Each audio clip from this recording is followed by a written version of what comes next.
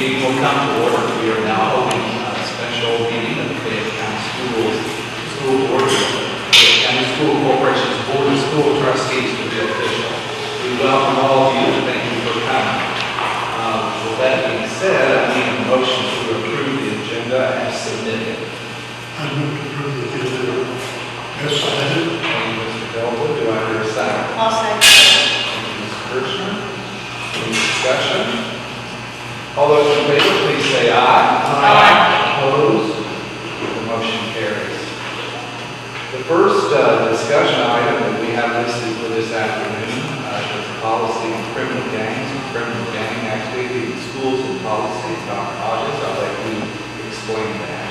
Thank you, Mr. President, and Board, I appreciate you allowing me to bring these policies to you. It's unusual for us to do it this way, but there's a policy that needs to be in place by June 1, and we will have first reading in, second reading and approval before June 1. I need to bring that to your attention today. I will tell you the policy that we put in the packet came from ISBA. It has been reviewed by the board's policy review committee. We've had our school attorney take a look at it. Also, Mr. Lee heads up our school corporation security committee that is represented Mr. Collins, Dr. Bear, building principals, assistant principals, our transportation department, maintenance department, technology department, healthcare personnel, mental health personnel, law enforcement, prosecutor's office, probation department, Mayor Gordon. So you can see it's a pretty broad-based committee. They take a look at the policy, and everyone has come to an agreement that what you see before you this afternoon will meet the needs that we have.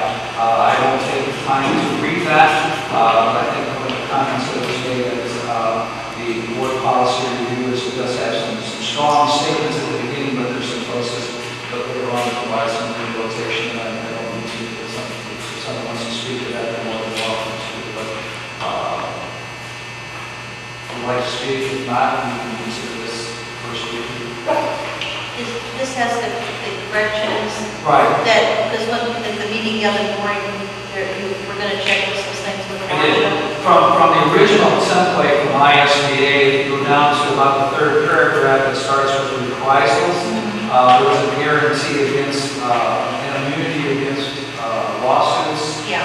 Marcia didn't think that we can guarantee that kind of immunity, so we changed that phrase to say reprisals or retaliation is prohibited against anyone making a report pursuant to this policy. So you may have heard on the news some folks got in trouble because of the new stuff, and you share that. They're saying you have an obligation, if you're aware, that you have to report. But we're also saying hoping reprisals, retaliation against you for making that report. For clarifying. There was a question too about 3 members. That seemed like a small number. I didn't write it in the end code, but Marcia said that that's statute. That code, I'll be happy to look that up. I'm sure that's right. The 3 is the magic number according to members of the General Assembly. So one of these people took a look at this, is that right? Yes. Sorry. Yeah, that's one of the reasons we weren't able to bring the last board meeting, trying to get all the groups and opportunities to look at that in time and fashion, just to put off the time. Okay. The other one is a change that's a change in federal policy that deals with CDLs, and I have to tell you it's counterintuitive. If you look down near the bottom of the page, you can see a B where it says random. This has to do with random drug testing of bus drivers. The old policy says a minimum rate of 50% of drivers shall be tested annually. This says that's dropped that 50% to 25%. That shows us in the federal statute, and that's our goal. So James Department reviews that annually to make sure that we're meeting the needs. So we're recommending a change in policy from a minimum of 50 to a minimum of 25%. Other than that, the other 7 pages are all the same. Hearing none, we'll consider that first reading. I'll bring that back to you next month. Thank you. Since this is a discussion item, there is no action to be taken today. Moving on to our next item is an action item, and I'll turn the personnel report over to Dr. Baker. Thank you, Mr. Burchett, Dr. Hodges, members of the board and audience. We appreciate the opportunity to share some good news this evening. following a review of 13 candidates, 6 initial interviews, and 3 second interviews, along with comprehensive reference checks. I'd ask the board's consideration Mrs. Carla Hubbard as next principal of Grandview Elementary. I want to take this opportunity to thank the members who were on our committee that helped select the finalists from the Grandview staff and also parents, and Katie Swiniger, Rita Bockwell, Jeff Risch, Karen Lowry, Chris Crisp, Mallory Wagner, PTO President Jennifer Houston, Board Member Warren Taylor, Principal Kim Pissarro, and Mr. Scott Collins, Assistant Superintendent.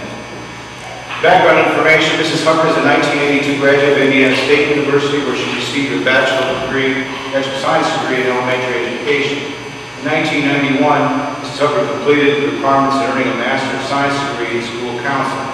She also earned her certification in the elementary school administration from Butler in May of 2000. Mrs. Hubbard began her teaching career in 1986 at MSD Pike Township, Indianapolis, serving students during a 14-year tenure as a second grade teacher and then also as an elementary counselor. In 2000 through 2011, she was employed by Brownsburg Schools as an assistant principal for 8 years and a builder principal for 3 additional years. During the 2012-2013 and 2013-2014 school years, she was employed by Indianapolis Public Schools to teach in the elementary classrooms and provide staff training. Finally, the past 2 years, she has been employed by Mill Creek Schools in Clayton, Indiana, where she served as an assistant to the principal, coordinated response to instruction, RTI program, and provided counseling and guidance for all students while managing student discipline. Mrs. Hubbard brings to us a tremendous skill set. Initially and foremost, she is passionate about children and their education. Additionally, she has served as a staff trainer for Understanding Poverty, Dr. Ruby Payne, a national expert working with poverty. She also has conducted many workshops on poverty on numerous occasions. Finally, her degree in counseling will serve as an invaluable tool to support students, staff, and families. While serving as principal at Cardinal Elementary in Brownsburg, she led her school from the status of academic watch back to a community-expected exemplary status in just 2 short years. By using weekly grade level meetings, she helped teachers analyze their data, guiding them in providing multiple levels of intervention using progress monitoring. The references clearly speak to Mrs. Hubbard being a dedicated and consummate professional who works well with students, staff, parents, and the school community. Her greatest strength is placing student needs first and providing every opportunity to enhance their success. Mrs. Hubbard is married and has 2 grown children. Fayette County School Corporation is extremely pleased to recommend to you, Mrs. Carla Hubbard, to lead the students, staff, at Grandview Elementary into the 2016-27 school year and beyond. That for your consideration this evening, Mr. Burchett. Thank you, Dr. Mayor. I would refer to Dr. Mayor's presentation regarding Mrs. Hubbard. Do you have any questions, or are you ready to move? Do I hear a motion that we approve the hiring of Mrs. Hubbard? Okay, thank you. Well, do I hear a second? I'll second it. Thank you, Mr. Taylor. Any other questions or concerns? Then all those in favor, please say aye. Aye. Opposed? Then the motion carries. Thank you, Mr. Burchett. Ms. Hubbard is here with her husband Jeff tonight, so I'm going to have her come to the podium. I think she has a few words she'd like to share with the board, the public, and the staff tonight. Okay, welcome. It is such an honor to be here. As I was mentioning previously, I looked at the community and I saw that you had an opening here for principal. And I applied with the hope and the prayer that I could come here. And I even asked my husband, do you think there's a chance that would I be lucky enough to get to come to this community? I could see that the community was very cohesive, great people, dedicated to their children, and I saw that the staff was dedicated to becoming the best that they could be.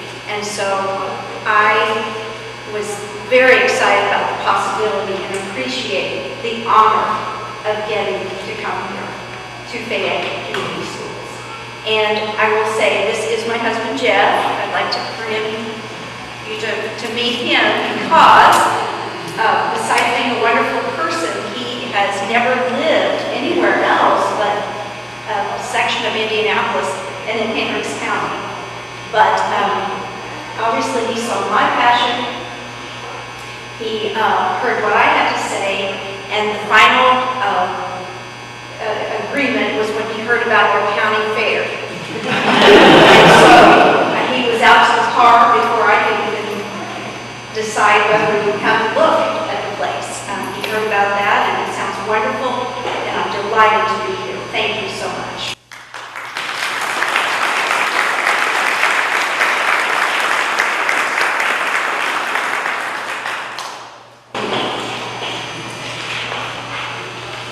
We are glad that you are here also, and welcome, and thank you for coming also.